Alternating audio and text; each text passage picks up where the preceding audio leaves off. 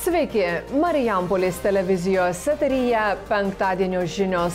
Laidos pradžioje pristatau naujienas trumpai. Kokiu keliu eis Marijampolės kolegija? Apdovanoti gyventojų mylimiausi 2018 Marijampolės sportininkai.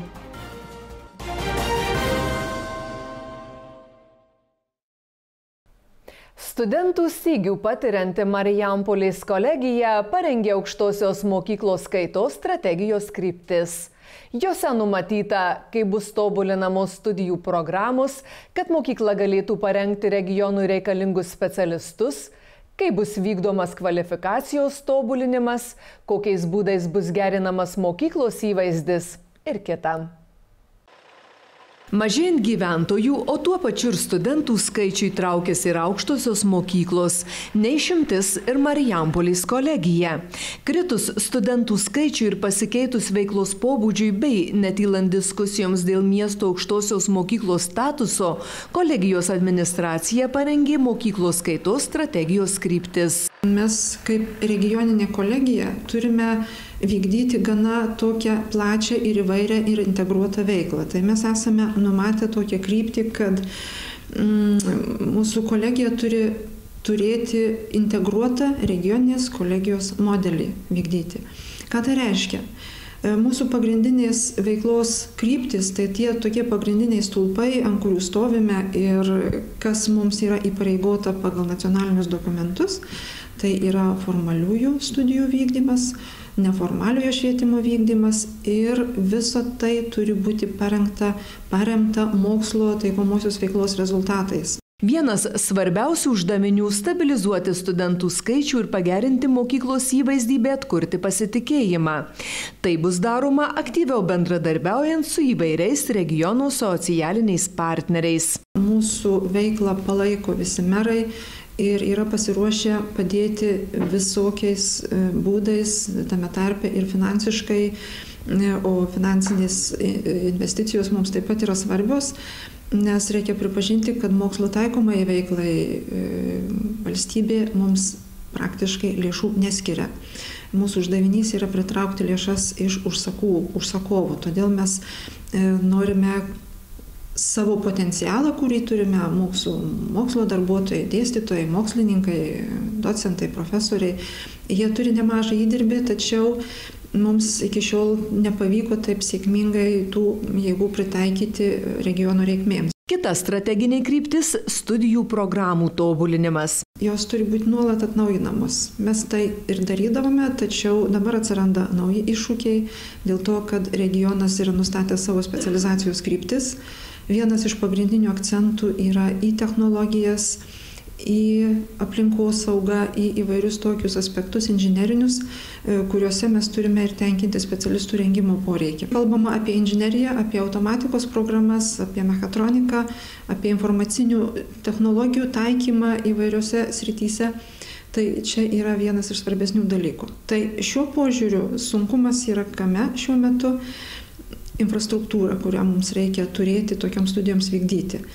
Labai tikimės, kad mūsų anksčiau jau pateikti projektai vis dėlto bus patvirtinti, leista jiems bus įgyvendinti. Specialybių dauguma išlieka, bet jos yra modifikuojamos. Programą įgyvendinant, joje keičiami yra arba dalykai, arba įvedamos specializacijos naujos pagal tai, kokie yra darbdavių atsiliepimai. Mūsų studentai išeina į praktiką, mūsų absolventai dirba, mes apie 80% mūsų absolventų dirba Marijampolės regione. Taigi jie mums duoda žinią, kuria linkme pokyčiai vyksta darbo rinkoje ir ta linkme mes tobuliname programas. Dar viena kryptis – mokyklos infrastruktūros optimizavimas. Mes optimizavome valdymo administravimą jau nemažai, matyt reikės dar ir toliau tai daryti ir per tai susitaupo nemažai lėšų.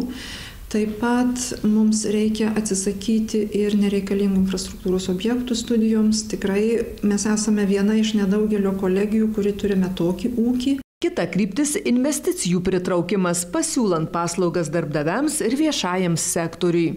kaip moksliniai tyrimai, kaip kvalifikacijos tobulimas, perkvalifikavimas, įvairių lankstesnių mokymosi formų siūlymas, kaip moduliais, pavyzdžiui, atskiras modulis, kuris suteikia tam tikras kvalifikacijas, galime pasiūlyti ir tai ruošiamės daryti. Labai tikimės, kad galėsime greitai pasiūlyti 5 lygio programas dėl to, kad jau yra ir įstatymai priimti, belieka tik tai poįstatyminių aktų sulaukti. Jos yra aukštojo mokslo programos, tačiau jų trukmė bus ne 3, o 2 metai ir jos bus labiau praktiškos, ne mažiau teorinių dalykų, bet labiau į praktinę veiklą orientuotos. Tai programos, kurios būtų prie informacinių technologijų, socialinio darbuotojo padėjėjas, galbūt toliau su mechatronika, su inžinerija tikrai bus siūloma kažkas. Mums tiesiog reikia dabar sulaukti, kad mes galėtumėm tai pateikti, patvirtinti ir kviesti mokytis. Šia strategija siekiama sustiprinti Marijampolės kolegijos įvaizdį, pasitikėjimą, pasiūlyti naujas paslaugas ir gerinti studijų kokybę. Savivaldybės administracijos skelbtuose geriausių 2018 Marijampolės sportininkų rinkimuose savo balsus atidavė daugiau nei 5000 gyventojų. Išrinkti ir apdovanoti 10 labiausiai žmonių įvertintų sportininkų ir 1 sporto renginys. Marijampoliečių mylimiausiais tapo Vytautas ir Neringa Kirkliauskai. Savivaldybės tarybos posėdžių salė šįkart buvo pilna sportininkų. Čia susirinko metų geriausieji tradiciniuose metų sportininkų apdovanojimuose. Marijampolės savivaldybės administracija tradiciškai inicijavo geriausių 2018 Marijampolės sportininkų rinkimus, kviesdama gyventojus balsuoti už geriausių rezultatų per metus pasiekusius sportininkus. Šiemet irgi buvo, kaip ir pernai, visi Lietuvos čempionatų nugalėtojai, Europos ir pasaulio čempionatų prizininkai. Tai iš viso 36 buvo nominuoti ir balsavo žiūrovai, balsavo Marijampolės žmonės.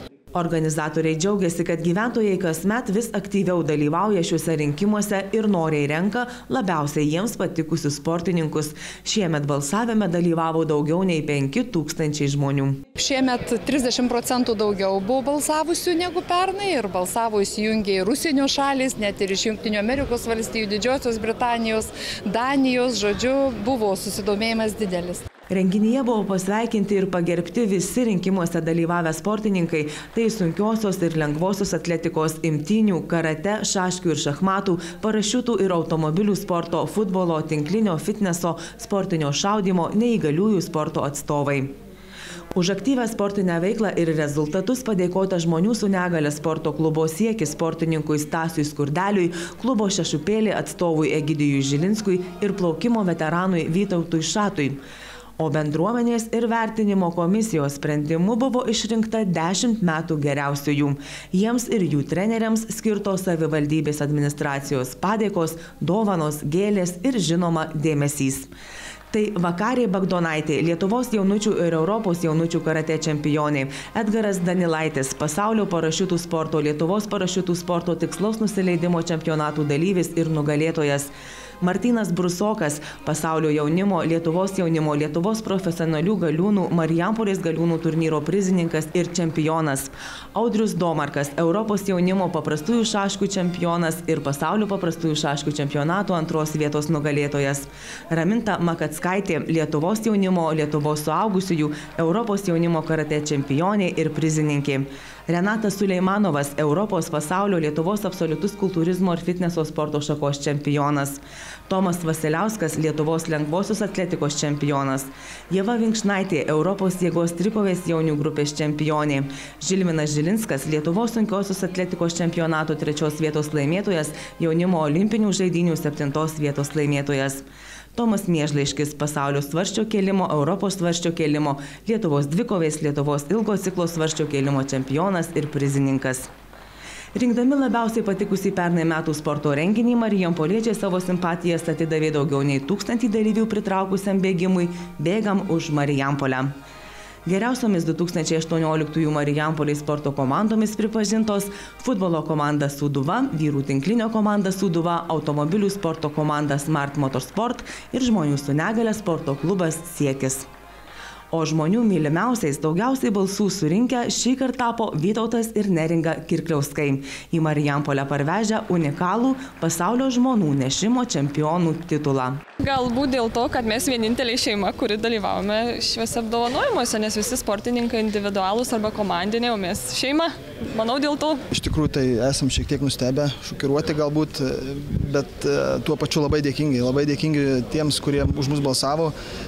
Pavyko išsiaiškinti, kad beveik 1100 balsų už mus atiduota, tai tiesiog jausmas nuostabus. Ačiū visiems kartu, kiekvienam atskirai, kuris už mus balsavo. Jausmas nerealus, tikrai labai džiaugiamės, tikrai nesitikėjom būti populiariausiais, bet be galo laimingi. Ir sportininkai vieni kitiems, ir organizatoriai linkėjo, kad būtų kuo džiaugtis, už ką balsuoti ir ką apdovanoti, vertinant ir šių metų rezultatus. Galima palinkėti pergalius ir sveikatos, kad nebūtų traumų, nesusirgtų ir džiugintų pergalėm kaip ir pernai metais. Marijampolės pataisos namuose tyrimas įvykis, kai į darbą atvyko galimai neblaivus darbuotojas. Sausio 16 dieną prieš 8 valandą ryto įtarus, jog į tarnybą atvykęs jaunesnysis specialistas gali būti neblaivus, pastarasis buvo patikrintas alkotesteriu. Pareigūnui buvo nustatytas kiek daugiau nei 1 promilės girtumas. Dėl alkotesterio rodmenų pareigūnas nesiginčijo. Pataisos namų direktoriaus įsakymu jis buvo nušalintas nuo tarnybos, pradėtas tarnybinis patikrinimas. Tuo metu Kybartų pataisos namų pareigūnai prie įstaigos teritorijos sulaikė nepilnametį, kuris kišenėse turėjo lipnia juosta sutvirtintus paketus, kuriuose buvo 3 mobiliojo ryšio telefonai ir laidai. Įtariama, kad nuteistiesiems draudžiamus turėti daiktus jaunuolis ketino permesti per pataisos namų tvorą. Tęsiant ilgametes tarptautinio bendradarbiavimo tradicijas, Via Baltica atkarpoje Marijampolės Suvalkai buvo organizuojamas bendras Lietuvos ir Lenkijos policijos pareigūnų ekipažų darbas, siekiant užtikrinti viešąją tvarką, visuomenės saugumą, saugų eismą. Marijampolės kelių policijos vadovas ir pareigūnai susitiko su Suvalkų kelių policijos viršininku ir pavaduotoju. Pareigūnai aptarė ir teigiamai įvertino organizuojamų bendrų patruliavimų veiklos rezultatus, numatė ir ateities perspektyvas bei tikslus saugaus eismo, viešosios tvarkos bei nusikalstamų veikų prevencijos srityje. O mūsų krašto keliuose vis dar pasitaiko naivių vairuotojų, kurie pažeidinėdami kelių eismo taisyklės tikisi išvengti atsakomybės. Vakar kelyje Kaunas Marijampolės Suvalkai sustabdytas 39 vairuotojas, kuris vairuodamas naudojosi mobiliuoju telefonu. Siekdamas išvengti administracinės atsakomybės, vyras patruliams pasiūlė 20 eurų kyšį. Dabar pažeidėjų teks atsakyti dvigubai ir už kelių eismo taisyklių pažeidimą ir už bandymą papirkti pareigūnus. Štai tiek informacijos penktadienio žiniose. Gražaus ir jaukaus savaitgalio.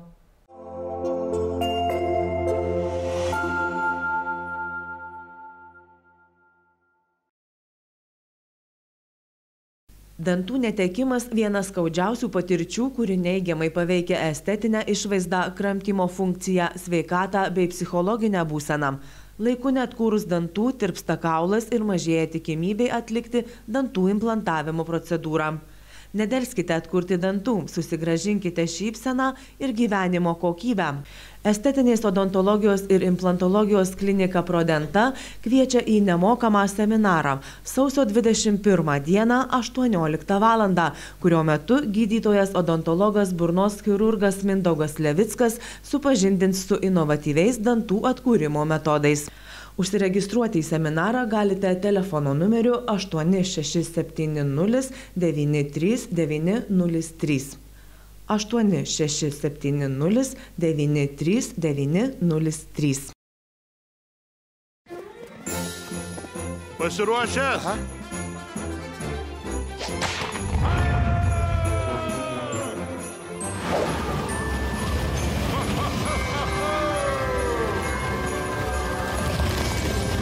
Svajoja apie pasivažinėjimą stebuklingomis rogėmis?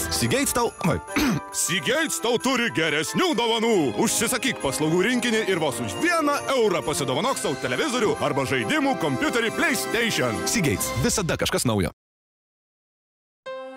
Mielieji, kai norisi tiek daug išsakyti artimam žmogui, apkabinti ir palinkėti kuo daugiau šilumos, jaukumo, sveikatos, šypsenų ir išgyventi kiekvieną džiugę akimirką kartu, artimuosius galite nustebinti įvairių švenčių progomis, užsakę muzikinį sveikinimą per Marijampolės televiziją. Kurkime šventinę nuotaiką kartu. Spausk patinka neribotai. Mezon interneto planai su neribotais gigabaitais vos nuo 4,90 per mėnesį. SIM kortelė 1 euras, sutartis sudaroma 2 metams. Užsisakyk mezon.lt ir į namus pristatysime nemokamai. Užfiksavote įspūdingas atostogų akimirkas, bet negalite jų peržiūrėti? Turite senų vaizdo įrašų, kuriuose įamžinta jums brangi šventė? Marijampolės televizija siūlo jums puikią galimybę vėl atgaivinti galbūt jau pamirštus ar ką tik patirtus malonius įspūdžius. Tik pas mus vaizdajuostės perrašymas į kompaktinę plokštelę už priimtiniausią kainą. LNK pristato.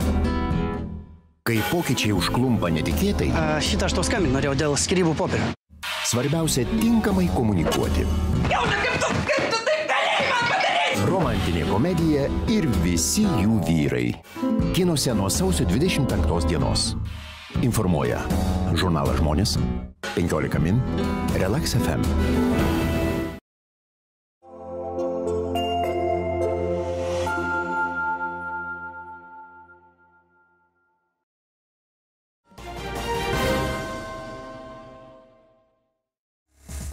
Informacija apie savaitgalio orus Marijampolėje. Ši naktis bus apsiniaukusi su pragiedruliais, protarpiais snigs. Pūs vakarų krypties vėjas, jo greitis 50 metrų per sekundę. Naktį termometras rodys 6 laipsnius šalčio. Šeštadienis bus debesuotas su pragiedruliais, numatomas nedidelis sniegas. Vėjas pietvakarių 50 metrų per sekundę. Dienos temperatūra apie 2 laipsniai šalčio. Sekmadienis bus debesuotas su pragiedruliais, numatomas nedidelis sniegas. Pūs vakarų krypties vėjas 60 metrų per sekundę. Dieną termometras rodys apie laipsnį šilumos.